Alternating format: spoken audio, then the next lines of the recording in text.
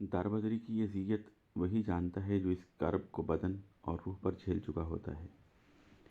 रात से यूरोप तक आने वाले तारकीन वतन के साथ क्या सलूक करते हैं, कदम कदम पे उन्हें किन मुश्किलों और मुसीबतों से गुजरना पड़ता है, इसका अंदाज़ा घर के एयर कंडीशन स्टडी रूम में बैठकर फर्जी सफ़रनामा लिखने वाले क्या जाने। मैंने इस सफ़र को पोर पोर झेला है, एक एक कदम पे लरसा देने वाले मनाजिर।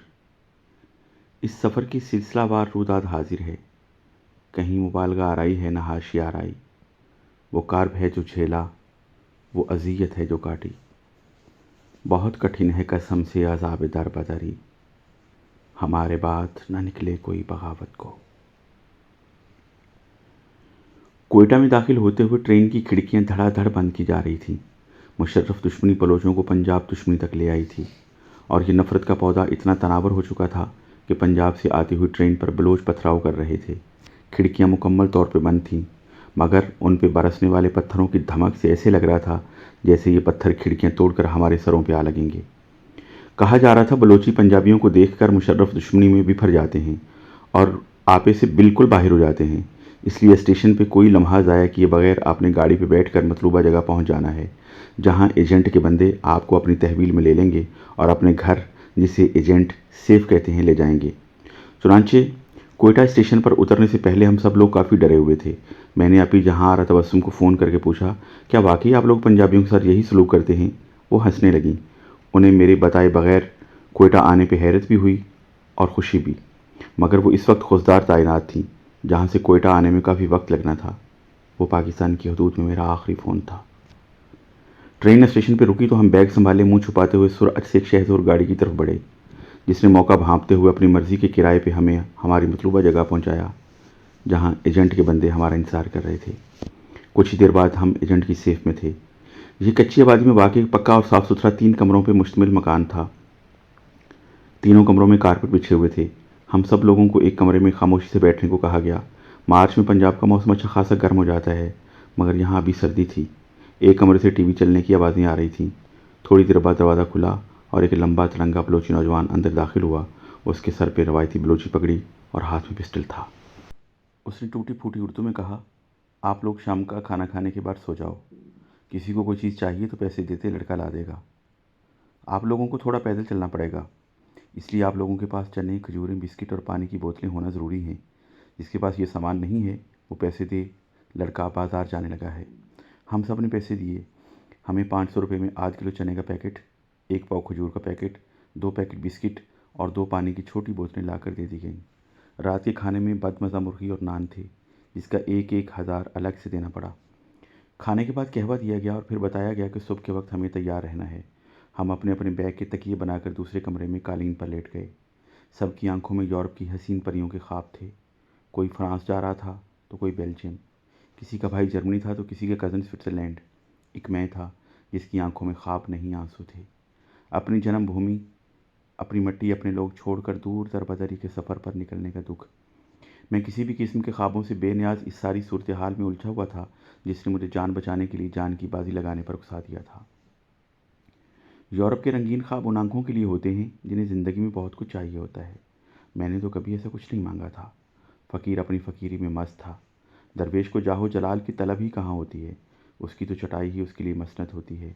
और मैं अपनी इस मसनत पे बैठा सिर्फ खुश नहीं, बहुत खुश था। माजी की भूल भलैयों में खाक छानते जाने कब नींद की मेहरबान देवी ने उलझे बिखरे बालों में उंगलियां फेरते माथे पे बोसा देकर नींद के लंबे सफ़र पर रवाना कर दिया।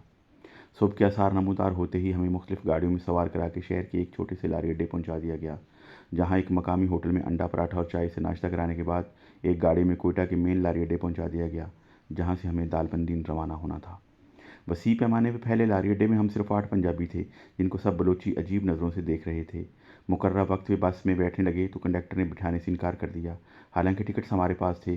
कंडक्टर का कहना था कि रास्ते में पुलिस चेक करती है और दीगर सूबों से आए लोगों को उतार कर पूछगिछ करती है, उन्हें वापस भेज देती है। हमें खुद उनकी डांट डपट खाना पड़ती है। जुर्माने अलग होते हैं। खैर मिनट समाजत के बाद बस में बैठ गए। वही हुआ। 15-20 मिनट बस चली थी कि पुलिस ने कंट्रोल कर लिया, मगर पुलिस के सिर्फ एक कांस्टेबल ने सरसरी सा बस का जायज़ा लेने के बाद गाड़ी को जाने की इजाज़त दे दी। कोयटा से दालबंदीन का तवील रास्ता कठिन और दुश्वार गुजार था। कभी ऊंचे ऊंचे पहाड़ों को काटती हुई बस किसी सहरा में जा निकलती, तो कभी सहराओं की धूप और रेत फांकती दोबारा संगलाख पहाड़ों के चौड़े सीनों को चीर कर बनाई गई तंग सड़कों पर आ जाती। इंतहाई तंग और दुश्वार गुजार रास्तों से होते हुए हम जब दालबंदीन पहुंचे, सूरज सारे दिन की मुसाफत तय करता हुआ मगरिब की गोद में सर रखे खराटे ले रहा था। दालबंदीन के छोटे से लारी अड्डे पर कोई खास गहमा गहमी नहीं थी। गालिबन सारे मुसाफिर वही थे जो उसी बस से उतरे थे जिस पे हम सवार थे। हाँ, अलबत्ता अंधेरे में इक्का दुक्का कारें और शहज़ोर डाले नजर आ रहे थे। एजेंट की प्राडो वहाँ पहले से मौजूद थी, जिसमें बैठते ही गाड़ी के काले शीशे चढ़ा दिए गए। 15-20 मिनट बाद गाड़ी एक इंतहाई खस्ता आबादी में दाखिल हुई और फिर एक गली से होती हुई दूसरी गली के पहले मकान पर रुकी। लकड़ी का बड़ा सा दरवाज़ा खुला और गाड़ी अंदर दाखिल हो गई। ये एक बड़ा सा सहन था जिसमें सिर्फ एक बड़ा सा कमरा था, जिसके 2 दरवाजे थे। कमरे में रोशनी नहीं थी, शायद यहाँ तक बिजली की रसाई ही नहीं थी। कमरे में दाखिल हुए तो पता चला कमरे में बहुत से लोग पहले से मौजूद हैं। कोई अपने मोबाइल से मैसेज कर रहा था तो कोई कॉल। एक कोने में हम सब इकट्ठे बैठ गए। मेरी दाईं जानिब पहले से बैठे हुए एक अधेड़ उम्र शख्स ने मेरे कंधे पे हाथ रखते हुए बड़े खुलूस से पंजाबी में पूछा, आप कहाँ से हैं? मैंने बताया सियालकोट। तो उसने अपने साथ बैठे हुए लड़के से कहा, लो भाई, एक और सियालकोटी आ गया। मैंने अंधेरे में उससे हाथ मिलाया और पूछा, कहाँ से हो आप? उसने आहिस्ता से कहा, समड़ियाल। कहाँ जा रहे हो आप? मेरे साथ बैठे शख्स ने दोबारा पूछा। जहाँ वक्त ले जाए। हाँ, जहाँ का दाना पानी मुकद्दर हो। उसने ठंडी सांस भरते हुए कहा। यूरोप में किसके पास जा रहे हो और किस मुल्क में? उसने दोबारा पूछा। मैंने उसकी बात का जानबूझकर जवाब न दिया। जवाब देता भी तो क्या, मेरे पास तो किसी सवाल का जवाब था ही नहीं। कमरे में मौजूद हर शख्स की आंखों में यूरोप के रंगीन ख्वाब थे। मैंने मोबाइल की टार्च ऑन करके दीवार की तरफ की तो दीवार पर काली स्याही में उर्दू और पश्तो के कुछ टूटे फूटे अशार लिखे हुए थे। 2-3 जगह दिल बनाकर उनसे तीर गुजारा गया था। कुछ नाम दर्ज थे जिनको पढ़कर अंदाज़ा हो रहा था ये पश्तून लोगों का आर्ट है। जाने ये लोग यूरोप पहुंचे होंगे कि नहीं? मेरे अंदर से किसी ने सवाल किया। ज़रूरी नहीं हर मुसाफिर मंजिल पे पहुंचे, कुछ मुसाफिर रास्तों का रिस्क हो जाते हैं। मेरे अंदर से ही किसी ने जवाब दे दिया। और फिर ये रास्ता है ही ऐसा जहाँ कदम कदम पे मौत बाहें खोले खड़ी होती है। मैंने टार्च बंद कर दी और दूर, बहुत दूर कहीं खो गया। रिस्क इंसान को ऐसे तलाश करता है जैसे मौत, इसलिए कभी रिस्क की खातिर अपनों से दूर न जाना। मेरी समाअत के पर्दे पे दस्तकें देती ये आवाज़ मेरे नाना मरहूम की थी। और अगर कभी दूर जाना पड़ जाए तो अपने साथ अजदाद की कब्रों की मिट्टी ज़रूर ले जाना, ताकि वो मिट्टी एहसास दिलाती रहे कि कुछ कब्रें तुम्हारे कदमों की आहट की मुंतज़िर हैं। मेरी आंखें भर चुकी थी। नाना, माफ़ करना, मुझे तो आपकी कब्र पे अलविदा इस्लाम का मौका ही नहीं मिला। माफ़ करना नाना, मेरे पास दादा की कब्र की मिट्टी है ना आपकी कब्र की मिट्टी, और शायद वक्त कभी मुझे आपकी कब्र पे अब आने की इजाज़त भी ना दे।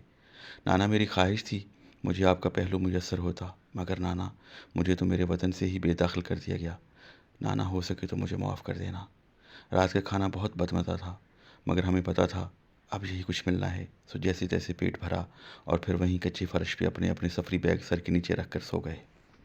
गालिबन रात के 3 बज रहे थे जब हमें ठुड्डे मारते हुए उठाया गया। हम हड़बड़ाकर उठे, अपने अपने बैग कमर पे लादे, जिनमें भुने हुए चने, पानी की बोतलें, खजूरें, बिस्किट के पैकेट और 1-2 ट्राउज़र शर्ट्स थे। सर्दी से बचाव के लिए मेरे पास लेदर जैकेट थी, मगर सर पे गर्म टोपी नहीं थी। दालबंदीन के इस बड़े से घर के खुले सहन में काफ़ी गाड़ियाँ खड़ी थीं। ये तमाम शहज़ोर डाले थे। 25-30 लोग एक डाले में खड़े कर दिए जाते और फिर बिशी कहकर यकदम बिठा दिया जाता। जो जहाँ होता वहीं बैठ जाता, कोई किसी के पाँव के ऊपर तो कोई किसी की गोद में। हिलने जुलने का यारा था न चारा। सख्त सर्दी के बायस ऊपर एक तरपाल डाल दी जाती, गाड़ी भर कर स्टार्ट होती और चल पड़ती। रात के घोप अंधेरे में वीरान सड़कों पर गाड़ियाँ भाग रही थीं। मुझे एक किनारे पर जगह मिली थी। मैंने ज़रा सी तरपाल खिसका कर देखा। बाहर गोल जर्द चांद रात के स्याह आंचल पे पूरी आबोताब से दमक रहा था। सितारे मध्यम थे मगर चमक रहे थे। गाड़ी बहुत तेज़ चल रही थी।